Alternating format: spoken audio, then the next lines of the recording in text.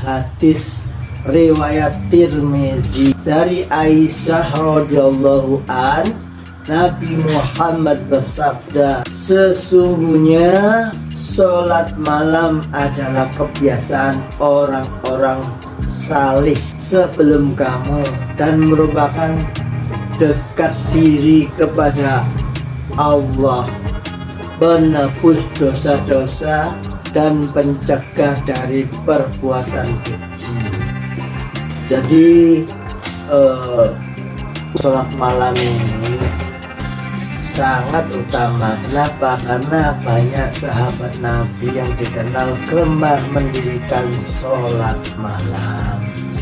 Mereka melakukannya sebagai bentuk ibadah dan mendekatkan diri kepada Allah, yang mencerminkan sangat penting dalam kehidupan mereka. Sholat malam itu jadi dianggap sebagai penguat iman dan membersihkan kolbu dan mendapatkan ketenangan rohani, di mana fadilahnya sangat besar jika istiqomah. Jadi mendirikan sholat malam itu bukan hanya tentang melakukan ibadah di waktu malam,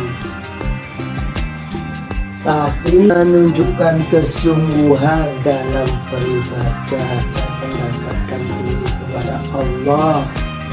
Fafiru illallah, berlari menuju Allah. Ya. Jadi kalau ada dalilnya, jangan itu tenang, ada dasarnya.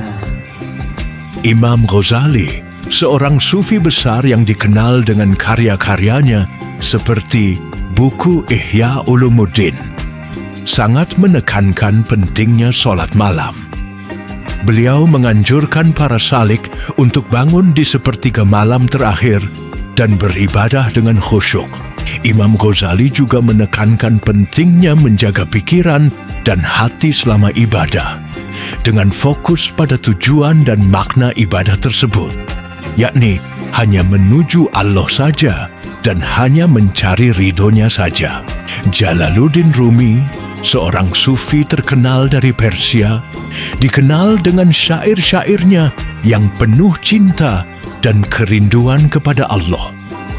Beliau menganggap sholat malam itu sebagai kesempatan waktu beliau untuk mengalirkan cinta kepada Sang Pencipta. Sang Guru Rumi juga menekankan pentingnya menyerahkan diri sepenuhnya kepada Allah dalam ibadah malam, dengan hati yang tulus, lurus, dan penuh kerinduan. Ibnu Arabi, seorang sufi yang dikenal dengan pemikirannya yang mendalam tentang wahdatul wujud, kesatuan wujud, beliau menganggap sholat malam itu sebagai cara untuk menyatukan diri dengan Allah. Beliau menekankan pentingnya menghilangkan ego selama ibadah malam, sehingga kolbu dapat sepenuhnya terhubung dengan Allah.